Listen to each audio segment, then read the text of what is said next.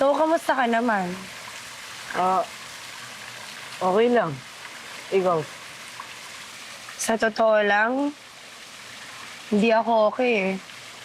Actually, kaya nga ako nandito kasi gusto ko maging okay. Bakit? Ano po ba nangyari? Naghiwalay kasi kami ng long-term boyfriend ko. May pinag-awayan kasi kaming malala eh. Kaya gusto ko sana muna talaga lumayo para mas mabilis akong makamove on. Ah, ano po bang hinahanap niyo para sa next boyfriend niyo? Hindi pa naman ako naghahanap ng susunod na boyfriend kasi, syempre, gusto ko rin muna sana mag-heal. Pero kung sakali magkakaroon ako ng susunod na boyfriend, syempre, bukod sa gwapo, gusto ko yung mabait, matulungin, magaling pumorma, at higit sa lahat yung matured. Matured? Ano yun? Ang ibig sabihin ng matured, yung hindi na parang bata kundi mag-isip. Yung marunong na magdesisyon sa buhay tsaka responsable.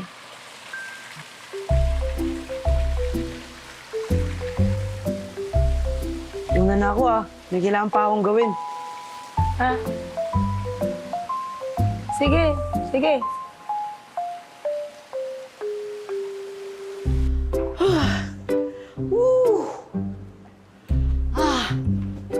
Aray ko! Nay, okay lang po ba kayo? Oo naman, Ayun na. na po, umupo na po kayo dyan. Ako na po dito. Ha? Talaga? Opo. Wait. Wala ka namang lagnat. Ba't nagkagaganyan ka? Nakaka-atake sa puso na ang bilis ng character development. Ano nangyari? Sabi niyo po kasi, Nay, kailangan ko na po tumulong ngayon sa resort, kaya sinisimulan ko na po ngayon. Sige. Sige. Simulan mo na, ayusin mo. Dali. Saka nga po pala, Nay, pwede po bang wag na boy-boy tawag niyo sa akin? Joseph na lang po. No. Tinatawag kitang boy-boy kasi ikaw ang baby boy ni Nanay Luz. Nay, dati pa yun. Wala na yung baby boy mo ngayon. Joseph na to. Wow! Bilis ang ganong character development ni Joseph. Eh, di Joseph ka na. Joseph! Hindi. Joseph! Hi!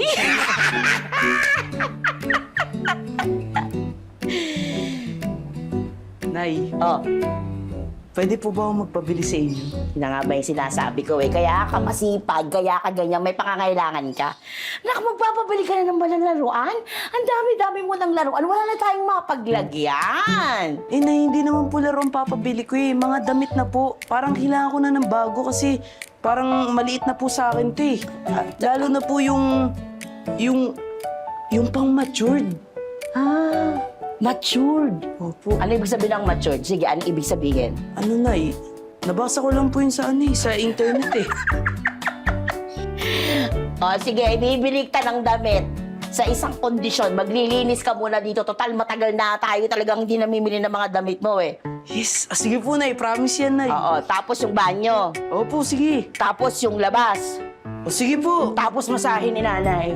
Pagod na pagod ako eh. Sige, Nay. Yung damit ko Ibili ko na lang damit yan. Ito, Nay Yung pang-matured. Pag matured. Joseph. Joseph. Grabe. Ganito pala kahirap maglinis, no? Kaya pala nagre-reklamo lagi si nanay. Tulog na tulog, oh.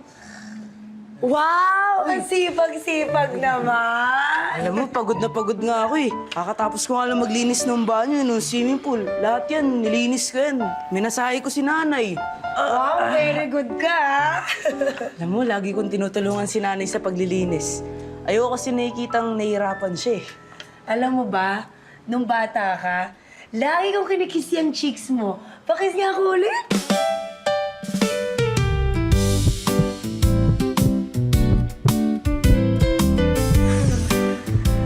Saka nga pala, pwede ba wag na boy-boy tawag mo sa akin? Joseph na lang. Ganun ba? O sige, Joseph. O siya, aalis muna ako ha. Basta.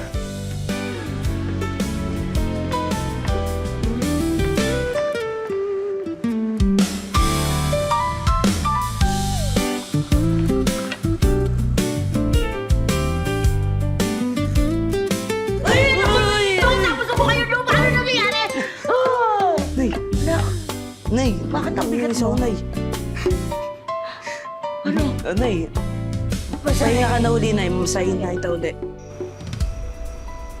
Ano kayang bagay?